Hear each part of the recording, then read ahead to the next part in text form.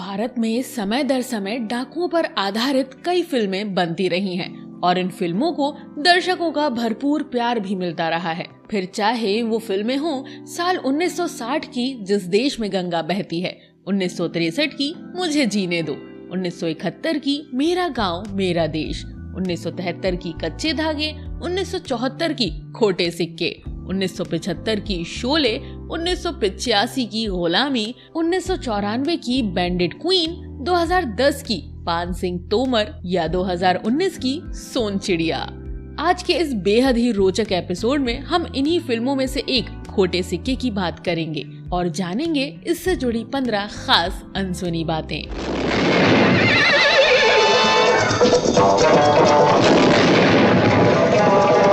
चंगा, तूने मेरे बाबा को बहादुरी से नहीं बुज़दिली से मारा था।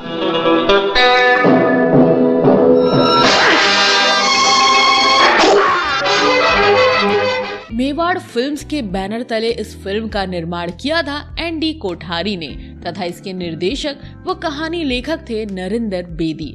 तकरीबन 2 घंटे 12 मिनट की लंबी इस फिल्म के संवाद लिखे थे सतीश भटनागर ने तथा इसे रिलीज किया गया था 29 मार्च 1974 को। इस फिल्म के प्रमुख सहायक व मेहमान भूमिकाओं में नजर आए थे फिरोज खान, रेहाना सुल्तान, अलका, अजीत, डैनी डेंजोंगपा, रंजीत, नरेंद्र नाथ, सुधीर, पैंतल, कमल कपूर, सत्येन कपूर, लीला मिश्रा आदि। फिल्म में संगीतकार आर.डी. बर्मन व गीतकार मजरू सुल्तानपुरी के साजे मेहनत से तैयार किए गए कुल 3 गाने रखे गए थे, जिनके बोल थे जीवन में तू डरना नहीं, मार सुटिया और प्यारी प्यारी सूरत वाले।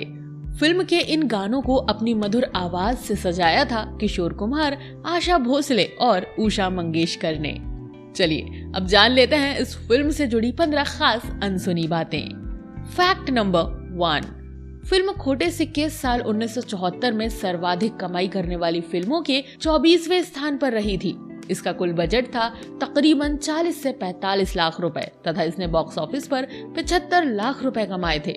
इस लिहाज से फिल्म को सेमी हिट घोषित किया गया था। बात करें इस साल की शीर्ष 3 कमाऊ फिल्मों की तो पहले स्थान पर रही फिल्म रोटी कपड़ा और मकान, जिसने 5 करोड़ 25 लाख रुपए कमाए और ब्लॉकबस्टर कहलाई। दूसरे स्थान पर रही फिल्म चोर मचाए शोर, जिसने 3 करोड़ रुपए कमाए और सुपरहिट कहलाई तथा तीसरे स्थान पर रही फिल्म दोस्त, जिसने 2 करोड़ रुपए कमाए और ये हिट कहलाई। फैक्ट नंबर 2, इस फिल्म के मुख्य नायक के तौर पर नजर आए थे बॉलीवुड फिल्मों के सर्वाधिक हैंडसम एक्टर फिरोज खान। गौरतलब है कि फिल्म में इनके किरदार का कोई नाम ही नहीं था, जो कि अपने आप में ही बड़ी दिलचस्प बात है।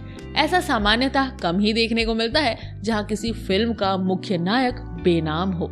खैर, आपको बताती चलूं कि फिल्म में फिरोज खान का किरदार हॉलीवुड एक्टर क्लिंट ईस्टवुड के द्वारा डॉलर्स ट्रिलॉजी अर्थात साल 1964 की अ फिस्टफुल ऑफ डॉलर्स, 1965 की for a few dollars more और 1966 की the good, the bad and the ugly में निभाए गए एक किरदार the man with no name से प्रेरित है। हालांकि यहाँ आपको ये जानकर भी बड़ी हैरानी होगी कि the man with no name भी कोई मूल रचना नहीं थी, अपितु ये किरदार भी साल 1961 में आई महान फिल्मकार अकीरा कुरोसावा की जापानी फिल्म योजिम्बी में अभिनेता तोशिरो मिफ्यून के द्वारा निभाए गए एक किरदार से प्रभावित था। फैक्ट नंबर 3, फिल्म खोटे सिक्के के न केवल किरदार विदेशी फिल्मों से प्रेरित नजर आते हैं, बल्कि इसकी बेसिक स्टोरी लाइन और बैकग्राउंड म्यूजिक भी विदेशी फिल्मों की ही नकल है।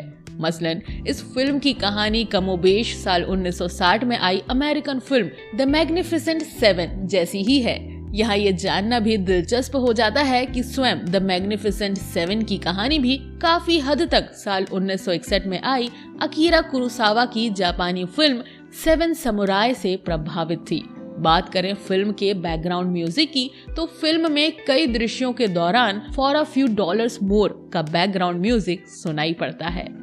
फैक्ट नंबर 4, अब इसे नकल करना कहें, प्रेरित होना कहें या महज इत्तेफाक माने फिर, लेकिन खोटे सिक्के के रिलीज के ठीक अगले ही साल आई फिल्म शोले की न केवल बेसिक स्टोरी लाइन एक जैसी है, बल्कि फिल्म के कुछ दृश्य भी नकल मालूम पड़ते हैं। उदाहरण के लिए फिल्म में पैंतल के किरदार को जिस ढंग से मारकर भय कायम करने के लिए वापस गांव भेजा जाता है, ठीक वैसे ही फिल्म शोले में सचिन पिलगांवकर के किरदार के साथ होता दिखाया गया है।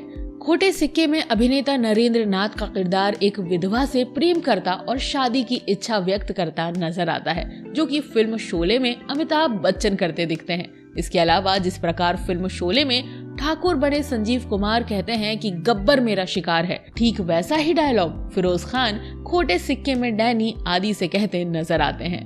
फैक्ट नंबर 5, शोले फिल्म को छोड़कर उस समय की डाकुओं पर आधारित तकरीबन हर फिल्म की आउटडोर शूटिंग के लिए राजस्थान के विभिन्न गांवों को चुना जाता था। फिल्म खोटे सिक्के की शूटिंग भी राजस्थान के उदयपुर जिले में स्थित थूर नामक एक गांव में हुई थी। साल 1971 की मेरा गांव मेरा देश और 1973 की कच्चे धागे के कुछ दृश्यों की शूटिंग भी राजस्थान के इन्हीं इलाकों में की गई थी। फैक्ट नंबर 6, फिल्म में फिरोज खान के बचपन की भूमिका निभाई थी अलंकार जोशी ने, जिन्हें मास्टर अलंकार के नाम से क्रेडिट दिया गया था। गौरतलब है कि अलंकार इसके अगले ही साल आई फिल्म शोले में भी एक बाल कलाकार के तौर पर दिखे थे, लेकिन इस बार उनके किरदार की मौत हो जाती है। ये वो समय था जब मास्टर अलंकार फिल्मों की शूटिंग के सिलसिले में महीनों घर से दूर रहते थे और उनकी पढ़ाई छूट जाती थी।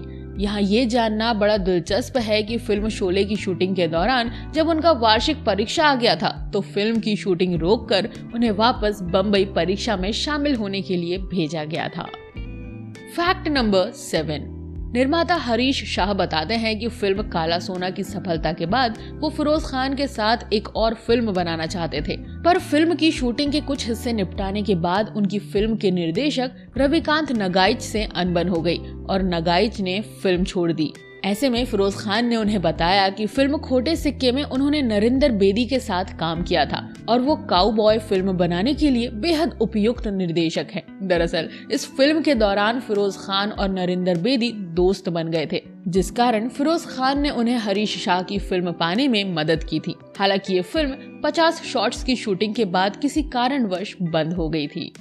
फैक्ट नंबर 8, फिल्मों में पूर्ण रूप से खलनायक बनने से पहले डैनी ने कई फिल्मों में प्रमुख भूमिका या सकारात्मक भूमिकाएं निभाई थी।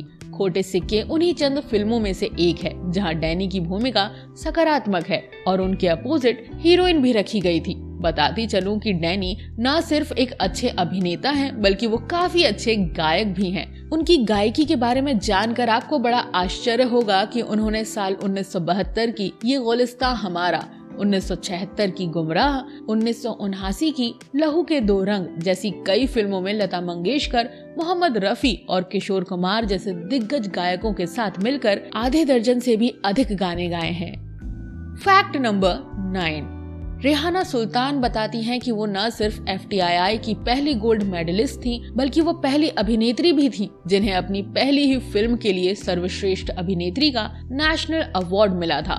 पर साल 1970 में आई फिल्म चेतना के बाद उन्हें ले देकर तवायफ जैसी भूमिकाएं ही मिलने लगी। खोटे सिक्के में भी उन्होंने ऐसी ही भूमिका निभाई थी और उन्हें मलाल रहा कि उन्हें अलग तरह की भूमिकाएं निभाने का मौका नहीं मिला।